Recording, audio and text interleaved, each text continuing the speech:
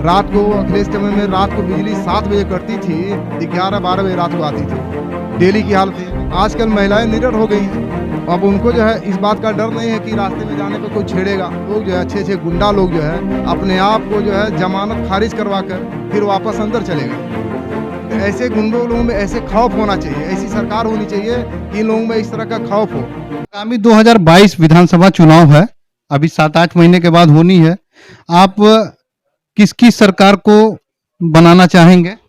हम तो इसे तो भाजपा को ही बनाना चाहेंगे। हम सोच रहे हैं योगी एक बार और आ जाएं, कम से कम जो है जो विकास गोरखपुर का हो रहा हुआ उसी रफ्तार से चलता रहे, क्योंकि आने वाले समय में अखिलेश भी अच्छा किए, ये बात नहीं है। अखिलेश जो है उन्हीं की जो है देन थी कि जो एम्बुलेंस लोगों को मिला, एम्बुलेंस उन्हीं की देन थी। हमारे यहाँ जो है टेक्निकल विश्वविद्यालय उन्हीं की देन है।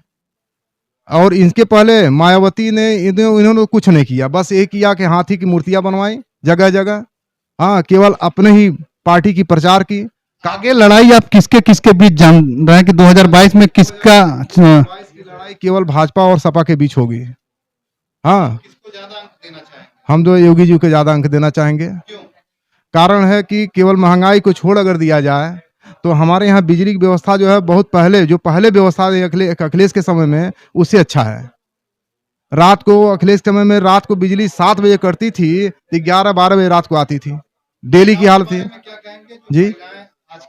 महिलाएं आजकल महिलाएं निडर हो गई हैं। अब उनको जो है इस बात का डर नहीं है कि रास्ते में जाने पर कोई छेड़ेगा। हाँ, अब महिलाओं क्या गुंडई तो समझ लिए कि बहुत अच्छा, मतलब कम हो गया गुंडई। जब से आए हैं अच्छे लोग जो है अच्छे गुंडा लोग जो है अपने आप को जो है जमानत खारिज करवा कर फिर वापस अंदर चले गए। तो ऐसे गुंडों लोगों में ऐसे खौफ होना चाहिए, ऐसी सरकार होनी चाहिए कि इन लोगों में इस तरह का खौफ हो।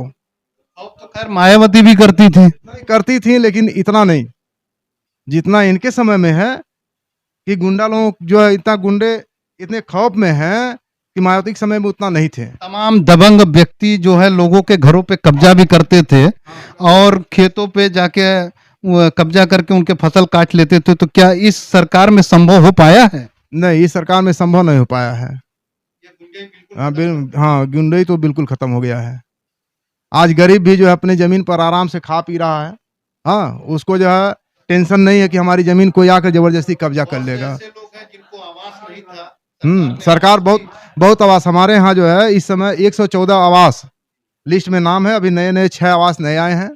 हाँ, और कुछ लोग पैसा खाते में आ गया है और बनवा भी रहे हैं। एक शिकायत और है हमारे यहाँ, हमने देखा है कि कुछ लोगों के पास शौचालय तो बना है, लेकिन उसमें क्या किए हैं, गोहरा रख दिए हैं, लकड़ी रख दिए हैं, शौचालय यूज नहीं कर रहे हैं। ये सबसे बड़ी कमी तो ये है। यहाँ तक महिलाएं भी शौचालय यूज नहीं करती। हम निवेदन महिलाओं से ही करेंगे कि वो शौचालय बनवाएं और उसको यूज करें। इसका मतलब क्या है, जब शौचालय यूज नहीं हो रहा तो उसका मतलब क्या होता है? कोई मतलब नहीं उसका है। हाँ, और वृद्धा और विधवा पेंशन के नाम पे 100 से 200 रुपए मिलते थे, आज लोगों के खाते में 2.5 लाख रुपए दिए गए हैं। तो इस तरीके से भी गांव में भी क्षेत्र में विकास हुआ है। लैट्रिन की सुविधाएं जो महिलाएं जाती थी गांव में, खेतों में जाती थी, अब वो अपने घरों में रह रही हैं और वहां पे लाभ ले रही हैं। दूसरी चीज ये भी है कि तमाम ऐसे सड़कें थी जो काफी दिनों से खड़ंजे या इंटरलॉकिंग, गांव तो बस गए लेकिन सड़कों का निर्माण नहीं हो पाया। तो इसके बारे में क्या बताएंगे आप? इस सरकार में अभी सरकार में सड़कों के गांव में तो मान लीजिए गांव की जो सड़कें हैं तो ये राज्य सरकार और केंद्र सरकार कराएगी नहीं।